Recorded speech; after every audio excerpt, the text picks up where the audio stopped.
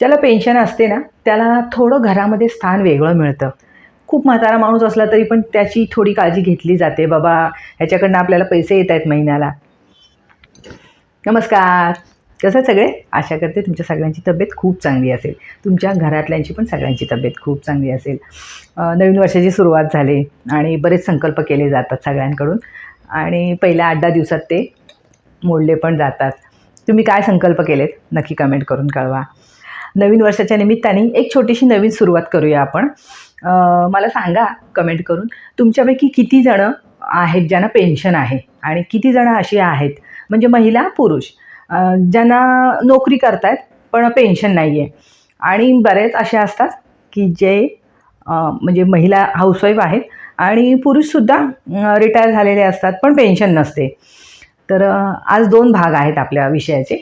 एक आहे जो ज्यांना पेन्शन असते आणि म्हणजे महिला असो नाही तर पुरुष असो, आणि एक भाग असा आहे ज्यांना पेन्शन असते. तर पेन्शन असणाऱ्या माणसाला बघा रिटायरमेंट नंतर पण त्याचं घरातलं स्थान थोडं वेगळं असतं आणि आयुष्यभर काम केलेलंच आहे पण प्रायव्हेट नोकरी होती, मग रिटायरमेंटनंतर पेन्शन नाही आहे, मग उत्पन्नाचा सोर्स बंद झालेला आहे. अशा लोकांचं आयुष्य घरातलं खूप आपण विचार करत नाही जास्त ह्या गोष्टीवर, पण ह्याच्या पुढे करा. आणि जर तुम्ही 40शीत आहात तर आत्ताच ही वेळ आहे की विचार करायला पाहिजे की आता 40 आहे, अजून 10-15 वर्ष आपण काम करतोय, तोपर्यंत आपल्याला पगार मिळेल. त्याच्यानंतर काय? जर तुम्हाला पेन्शन नाही आहे तर थोडा विचार करायला पाहिजे की आपण आत्तापासून थोडं तरी आता महिलांना एक चांगला सोर्स पण मिळाला आहे, लाडक्या बहिणींचे पैसे मिळत आहेत. तर बहुतेकीनी तर ते काढले पैसे आणि लगेच खर्च पण करून टाकले.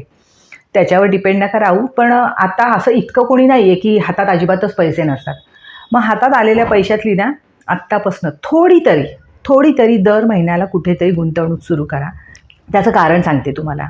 जेव्हा तुमची 60 होऊन जाईल ना तेव्हा आपली मुलं, म्हणजे मी पण त्यात आले, मला पण काही पेन्शन नाही आहे, आपली मुलं आपल्याला कसं ट्रीट करतात.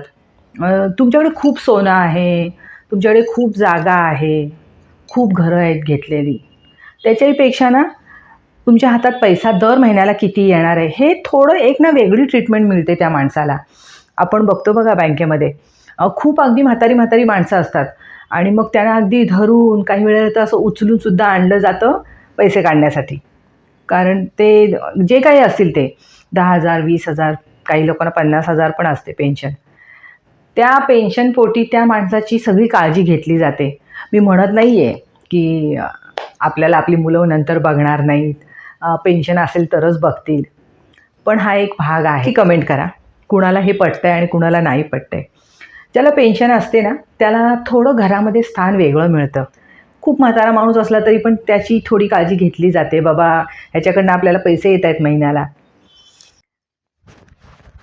राग नका येऊन देऊ कोणी, पण जर विशेष करून महिला असतील ना, आणि माझा व्हिडिओ जास्त करून महिलाच बघतात, तर सुरुवात करा तुम्ही आत्तापासूनच करा.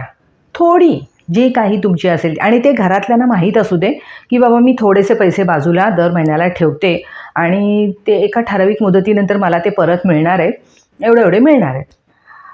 शक्यतो सरकारी चांगल्या ह्याच्यामध्ये गुंतवणूक करा, कारण असं नको व्हायला की टाकायचं आणि ते पैसे जायचे कुठेतरी दुसरीकडेच. सरळ बँकेत ठेवायचे, हे सोपा मार्ग. आपण काही फार ठेवणार नाही आहोत.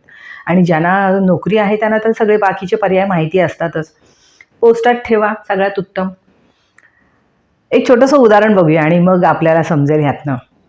आपल्याकडे बघा पूर्वी गायी पाळायचीत लोक. तर तुम्हाला माहिती आहे का, दुभती गाय आणि एक गाय असते जी म्हातारी झालेली आहे. तर दुभत्या बाईला काय काय खायला घातलं जातं? दुभत्या गाईला हिरवा चारा घातला जातो. खूप चांगलं असं पेंड ती बनवून घालतात, सगळं आणतात बाजारातून मिक्स करून, कारण तिच्याकडनं दूध मिळणार असतं आपल्याला. तिची काळजी योग्य घेतली जाते कारण उत्पन्न देत असते. आणि मग तीच गाय थोडे दिवसांनी म्हातारी होते आणि मग ती दूध देईनाशी होते ना. मग मालक तिला टाकत नाही, मालक ठेवतो तिला, पण तिची तितकी सोय केली जात नाही. म्हणजे मग तिला थोडं सुकं गवत दिलं जातं, पाणी दिलं जातं, कारण तिच्याकडनं तसं उत्पन्न काही होत नाही. गाईचं सांगायचं उदाहरण ना, कारण त्यातनं तुम्ही स्वतःचा विचार कराल. मग ती महिला असो किंवा तो पुरुष असो, एकदा तुमचं उत्पन्न बंद झालं ना, की तुमची अवस्था त्या म्हाताऱ्या गाईसारखी होते घरामध्ये. कितीही चांगली आपली मुलं असू देत, कितीही चांगली मोठ्या पदावरती असू देत, त्यांना कितीही जास्त पगार असू देत. आपण विचार करा ना, आपण आपला संसार चालवताना आपल्या संसारातले किती पैसे काढून आपल्या आईबाबांना देतोय किंवा नवऱ्याच्या आईबाबांना, सासू-सासऱ्यांना किती देतो आपण? नाही देत. आपलंच भागत नाही त्याच्यामध्ये. कितीही असू दे. मग कमी पगार असणाऱ्यांची पण तीच अवस्था आहे आणि जास्त पगार असणाऱ्यांची पण तीच अवस्था आहे. सो तुम्ही म्हातारपण आलं ना आपलं, तर आपल्या हातात थोडे तरी पैसे हवेत, असं माझं मत आहे. मी ह्या निमित्ताने सांगू इच्छिते सगळ्यांना, की जर नसतील तुमच्या हातामध्ये तर ते ठेवा. अंगावर सोनं खूप असतं. महिलांकडे सोनं खूपच असतं, पुरुषांकडे कमी असतं. पण ते सोनं मला सांगा, सोनं तुम्ही रोज असं मोडून खात नाही ना. आणि सोन्याच्या बाबतीत तर आपली मानसिकता अशी आहे, की सोनं म्हणजे ते एकदा घेतलं की ते मोडायचं नाही. आणि ते सोनं मोडलं पण जात नाही. आणि ते सोनं आपल्या पश्चात त्याच्या वाटण्या होणार असतात. तुम्ही जिवंत आहात तोपर्यंत तुमच्या हातात तुमचे पैसे हवेतच, हवेतच. कुणाला ह्यातनं काही वाईट वाटण्याचं कारण नाही आहे आणि मला कुणाचं दुखवायचं पण नाही आहे मन. पण मी हे बघितलेलं आहे आजूबाजूला. जेही म्हातारी माणसं ज्यांच्या हातात पेन्शन असते ना, ज्यांना दर महिन्याला थोडेफार पैसे मिळणारे असतात, आणि जी म्हातारी माणसं घरातच राहतात, नंतर प्रायव्हेट नोकरीनंतर पगार बंद होतो आणि रिटायरमेंटनंतर पेन्शन नाही आहे. आयुष्यभर त्यांनी कामच केलेलं असतं, त्यांनी कमवलेला पैसा घरातच दिलेला असतो. पण जेव्हा मुलांचं राज्य चालू होतं, जेव्हा मुलांचा संसार चालू होतो, जेव्हा सुनांचा संसार चालू होतो, तेव्हा आयुष्यभर कमवलेल्या माणसाला फार होतो त्रास.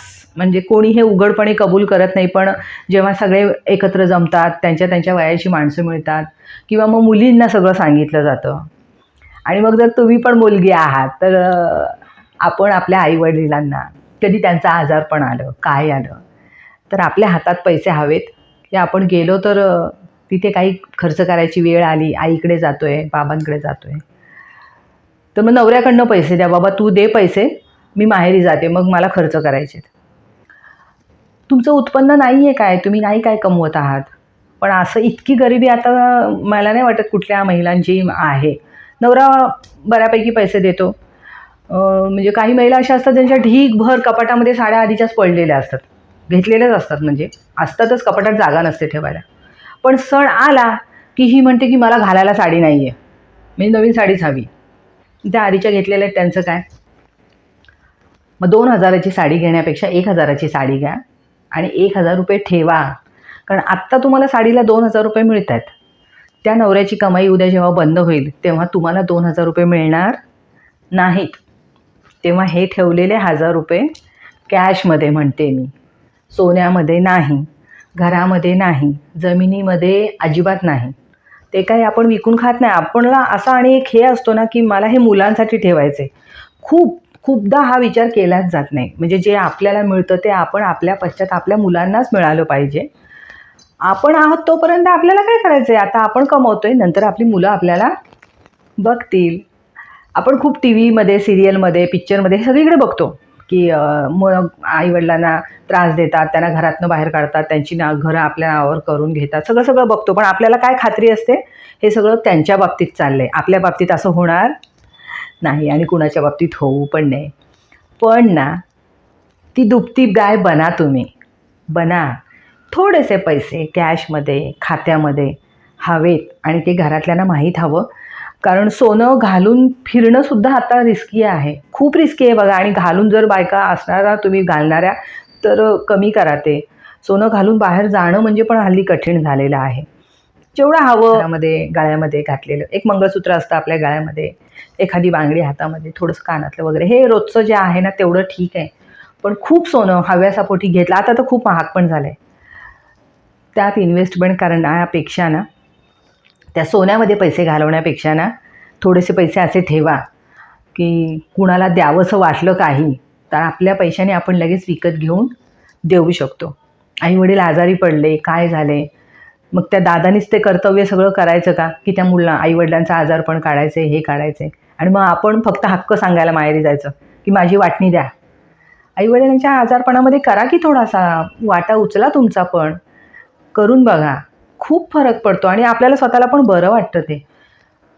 सो कुठल्याही मार्गाने लाडक्या बहिणीचे पैसे वाचवा, मिळणारे 1,500 500 रुपये वाचवा, 1,000 रुपये खर्च करा, किंवा जे काही तुमचं महिन्याचं बजेट असेल त्यातनं थोडेसे पैसे काढतो आपण.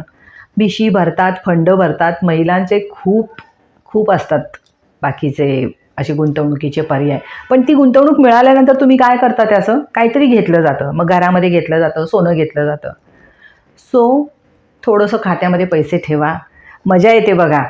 आपलं ATM असतं, आपण जातो, पैसे विड्रॉ करतो आणि मग आपल्याला जे काही खर्च करायचं असेल ते करतो. सो थोडीशी कॅश हवी तुमच्या हातामध्ये. आणि म्हातारं आलं, वय आपलं झालं आणि मग जेव्हा वय होईल आपलं तेव्हा ती पैसे आपल्याला उपयोगी पडतात. ज्या महिलांना पेन्शन आहे बघा, नवऱ्याला पेन्शन असते आणि नवऱ्याच्या पश्चात त्या महिलेला, त्या बायकांना ती पेन्शन मिळते. मग त्या बायकांचं आयुष्य बघा आणि विचार करा, आत्ता आपण 40शीत आहोत, पण आपण आणखीन 20 वर्षानंतर जसं ती बाई जाते आणि पैसे विड्रॉ करते खात्यातनं आणि मग खर्च करते स्वतःचे, तसे आपण करू शकणार आहोत का? नंतर काय, मुलगा त्याचा पगार होईल तेव्हा तो त्याचं घर चालवेल की त्या पगारातनं अर्धा पगार आणून तुमच्या हातात देणार आहे? नाही देणार. आपण किती देतो ह्यातनं विचार करा, की आपली मुलं आपल्याला किती देतील, त्यांना त्यांचे संसार आहेत आणि कशाला त्यांच्यावर आपलं बर्डन. मला वाटलं असं की हा खूप महत्त्वाचा विषय तुमच्याशी शेअर करावा. कसा वाटला व्हिडिओ नक्की कमेंट करून कळवा. आवडला तर लाईक करा आणि अजूनही जर माझ्या चॅनलला सबस्क्राईब केलं नसेल तर प्लीज करा. ते पूर्ण फ्री आहे, त्याचा काही खर्च नाही आहे. धन्यवाद.